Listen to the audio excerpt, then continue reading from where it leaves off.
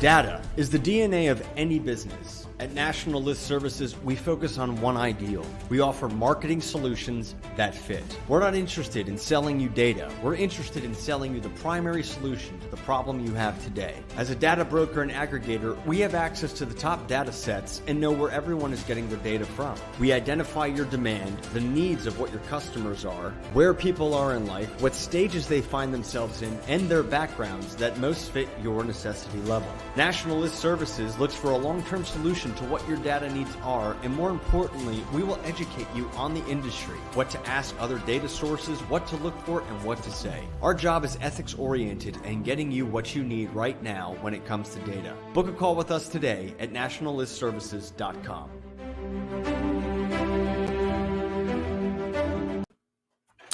Book a call or watch it live. Audrey here today with your Data Roundtable. I'm going to show you live how to run account on nationallistaccounts.com.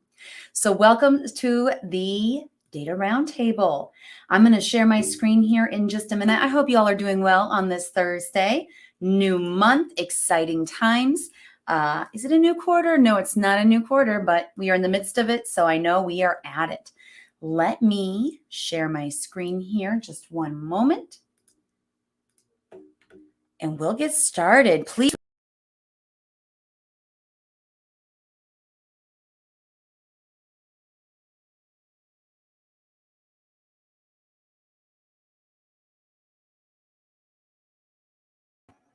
There we go. Still live.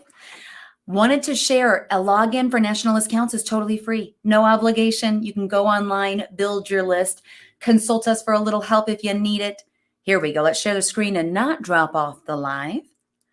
Share screen, window, NLS. Here we go. So like I said, registration is free, no obligation. You can click around. You will know when you're buying something because you have to put in your credit card. So no worries there. So today I'm going to build a simple list. I'm going to log in. If you're not registered, just click register now. Real basic, easy, simple steps. I am going to put into the chat where you can go to see our video learning center. I even show a video how to register for an account with National List Accounts. So let me pull those items up. Here we go. It's right in front of me. Don't you love it when it's a snake and it's just going to bite you? Here we go. There we go. Go here. Go to the Learning Center. Register there. It'll show you how to register here. A few registrations, but it's all good. So what I'm going to share here, I'm going to log in and get access. What I'm going to share here is our consumer file. So not to play favorites, but honestly, the most often used files here for when we're helping a customer out are the consumer file, the business file, whether it's DMB or Data Axle. My go-to is DMB first, or our saturation database where you get everybody's address and you get a percentage of names if you choose to have them. The saturation list is where you would go to mail to everybody in a set area. No name, just dear neighbor, current resident, coffee lover. I'm still drinking my coffee and it's noon. So that's where a pizza eater, fellow pizza eater, whatever fun little slug that the company wants to use, that's what you would get here is everybody in a zip code, in a carrier route, in a zip +4, in a county, if you really want to contact everyone. I'm being casual with you today, so sorry. So here on the National Consumer List, this really is where we go. This is where you find a targeted list with a name behind the door. So if we can't match a name at that address or a data point of their income, their gender, their age, they're not going to be on your list. This is a targeted list with names and contact information. So the universe here pulls up right away when you come into the system. 259 million, almost 260 million people on this file. As always, I'm going to describe what we're seeing here. On the left-hand bar, as you add items, they appear here. There are some preset deliverability indicators, a confidence code, and one item you can change. One per address or one per household. You may ask, what's the difference between an address and a household? Well, an address is going to give you one person at that address. It's usually head of household. If you pick a household is indicated by a surname, a last name. So I always use the example of my husband. Before we were married, he had 2 other roommates. And so there's 3 guys living at this house, and they saved money on rent by renting a house, and everybody had their own room. They had a nice place to spread out, entertain, and it worked well for everybody. Less rent, more space, and responsibility of paying the bills, but they were each their own household at that address. There was 3 last names, 3 different people, 3 different bank accounts, different jobs. They were roommates. So 1 per household is going to give you every adult with a different last name. That being said, consider families where perhaps there's not a legal marriage or a legal name change going on there, and each husband, wife has a last name that's different, as an example here. They're each their own household. Or maybe your adult child moves back home when they're 20, 21. They're finding it a little bit rough to make ends meet, come home for 6 months, do a national change of address to your address. Then there's mom, dad, and adult child with a household name. Now, this would still apply if the surname is the same, but they're each a head of household, such as a 21-year-old male with the name of, let's say, Johnny Buhr, and then the dad, Joel Buhr, who is obviously 45 plus. So consider these things when you're building your list. I have videos on all of this in the Learning Center. That's why I direct you there. All the tips and tricks are there. So for geography, I'm going to do a count today, and I'm going to pick my neighborhood. Let's do mapping. I had nothing else to do, so I really want to show how simple this is. When I was learning how to use national list counts, I would run counts similar to people I knew, their neighborhood, to just kind of see what does the demographic look like. So I'm going to pull up 68005. That's a zip code we are located in. Actually, I'm going to do the area around our office. So let's zoom in. Our office is located nope, not Harvell. We're on, not Lincoln. We are right here. We are right by Umami Asian Cuisine. We get sushi here a lot. Our office is on this street. This is a business plaza. So this is a business plaza in amongst apartments, a high school, housing areas, and there's more housing over here. So it's commercial mixed with residential, but here's the tip. You're on a consumer file. It's only going to give you consumers at their house, at their home. So if you map this whole area, let's look here. I'm going to do custom polygon. That's how you map and create. And basically I drop pinpoints. That's how this works. Let me click create. And I'm going to do first direct. We're not doing our house. We're doing our office. So if I click here and start with my map, and it picks up a Google point right away, I'm going to go off street so you can see these lines. If I drug this and made it match the streets, you wouldn't see the lines. But you see how you can customize, and like, I don't want that street, but I want this street in here. Let's get over here. You can map this exactly how you want if you have a boundary, a territory, or a specific housing area you're trying to capture. So I'm going to get this whole area. It includes commercial businesses, but no need to worry. I'm going to click save when I complete my map. And so I have this wonky looking boundary. Let's pretend this is exactly who I want to mail to. And let's recalculate. It's going to give me the total in there. And it takes a moment or two sometimes. So in this area, there's 2,440 records of people at their home address. It's not going to give me anything on these main streets that is business. I'm also going to change this and show you the default is 1 per household. There's a lot of apartments and college apartments in this map.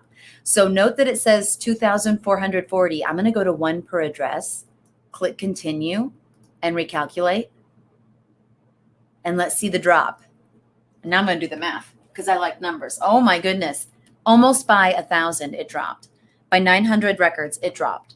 So again, this is a difference in, hey, I want to mail. That's going to double your postage, and they'll get 2 postcards at the address. However, each one will be in their own name. So if one's interested and one's not, you got one. But again, you have to consider what you're mailing. your call to action, and your results you're looking for in your marketing campaign if you're going to do a print and mail to a mapped area. So I also want to show the additional selections here.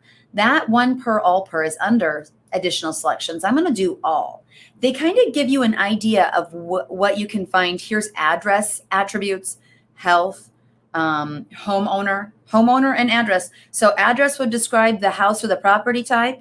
Homeowner is who lives there, things about them. So that's always interesting. There's also household level selects and individual selects. So let me click into each of those. I just really want to share some of the details today so that you're more aware of what to pick. So under individuals, where you can pick age, date of birth, education, gender, that's an individual description. They also have occupation and political party. Sometimes you're looking for people who have a certain thought process or a mindset, and political party might be one of those indicators. We get asked this sometimes. So under household, this is the family. So age of the head of household. Are they a business owner? There's quite a few things in here that you may not expect from a household level, but this is calculated. Income, absolutely. When we do income, there is an individual income you can have. So it might be based on one person living there, or these all indicate that they are combined. So whatever the household income is, husband and wife both contributing to that. So that's a good indicator. Household size. This one has been used before. It's powerful. How many people are under that roof? I don't want a list of all of them, but I do want to target people who have a larger family. So let's do 8 persons. Now that might be extended family, might be grandma living there. It's okay. I'm just looking for large families under one roof so I can advertise for Sam's Club because they do bulk selling of items. So a good indicator of they have a lot of people to feed. How can we save them money and help them out? So that's something to consider. Let's look down a little further. Marital status, that would definitely be household. Number of adults, number of children, your occupation, again, political party based on head of household, not individual. Presence of children. Maybe you don't care the ages or the genders. You just want to make sure you're getting a family with children. Pick that. Single parent, senior adult in the household. Again, a household indicator. In this family, there is a senior living there who isn't in a nursing home or doesn't need more care, probably an independent adult. And in our community, we see that a lot. We're a family-oriented community. A lot of different nationalities, that is part of their heritage, is taking the older ones into their home and taking care of them. Here you can find those families.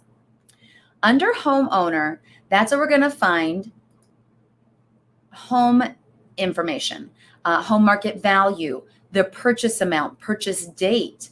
I want to say length of residency. No, that's not here, is it? Property type. So under homeowner, it's going to indicate things about the home.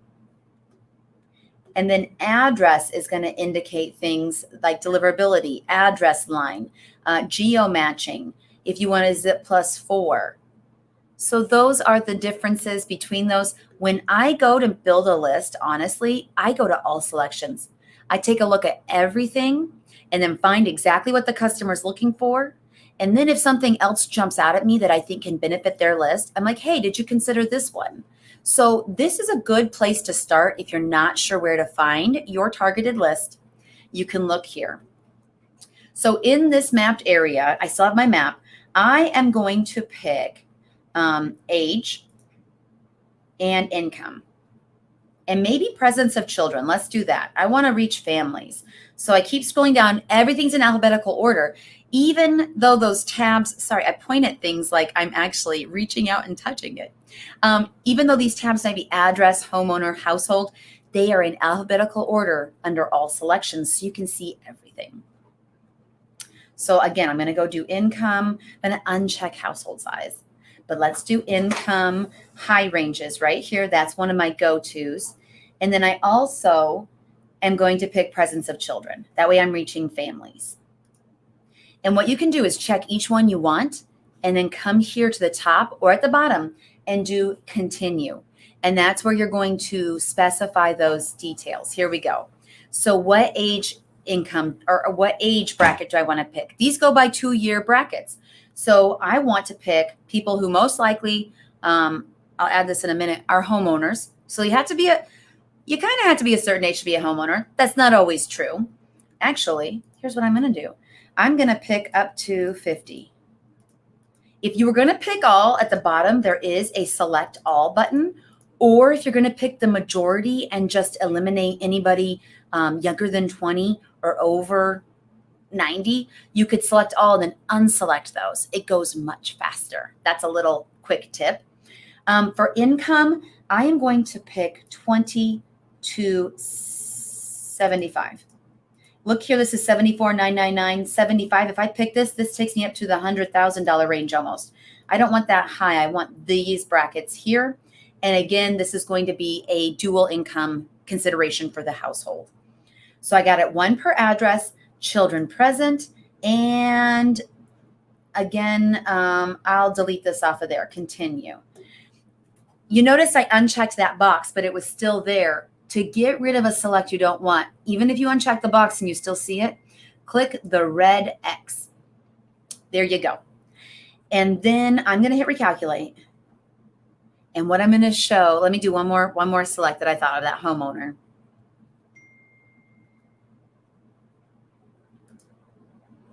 Here we go. So yes, I want a homeowner, not a renter. So I pick homeowner. I click on the hyperlink or continue. I pick homeowner, verified homeowner, continue. And let me recalculate that. And then I'm going to do an instant breakdown.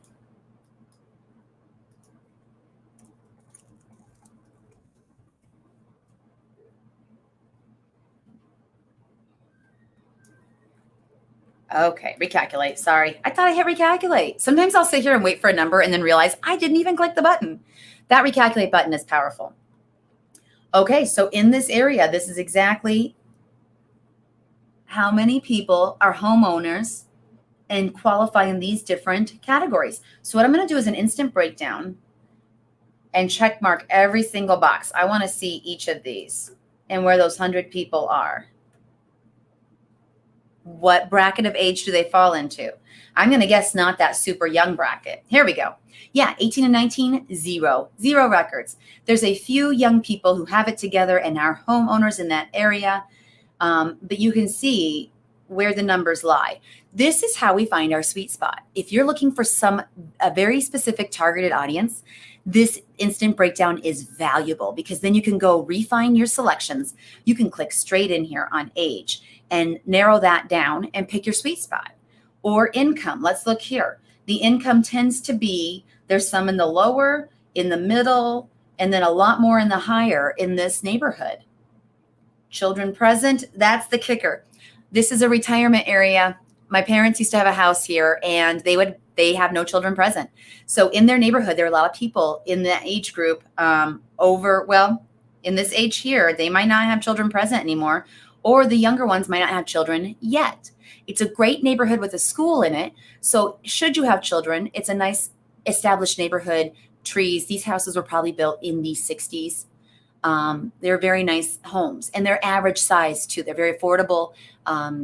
We lived in this neighborhood. That's where the guys rented a house in this neighborhood when they were all roommates. So that makes sense with that children present. That's why it kicked it down. The apartments, most likely, generally speaking, not a lot of children present. There's a lot of college students in there. So that just wiped out a lot of our audience. So again, you're finding who you're looking for by selecting these descriptive items about them. So what you do is run a count report or go back in and change things. When you save your search or do a count report, you can come back to previous searches. It's right up next to your name. You know you're logged in because your name's here. Go to previous search and there it is right there. So I hope this has been insightful. There are a lot of different things that you can select and use to really reach a targeted audience with a name at that address. And you, especially if you're doing a print and mail, you can order this for multi-use and mail numerous times. It does take a few times seeing your postcard, seeing your company name for someone to know you, be familiar with you, want to do business with you, and trust you. It builds a lot of trust when you see someone's reaching out to you and making that effort in business. I know I like mail, and when I see a second or a third contact, that gets my attention.